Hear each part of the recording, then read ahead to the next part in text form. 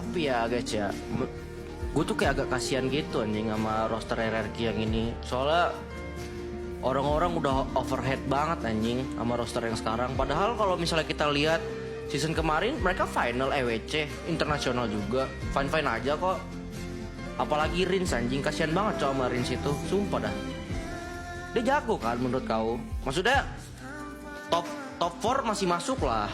Menurut lu gimana Lim? As a mid laner ngeliat Rins? Top 4 sih. Top 4 kan emang masuk cok, cuman orang udah bener-bener ya pembenci aja, udah haters aja anjing. Makanya gimana? Tapi menurut aku juga aku overrated ini orang itu. Kayak dikit-dikit kena Ina, dikit-dikit kena Ina.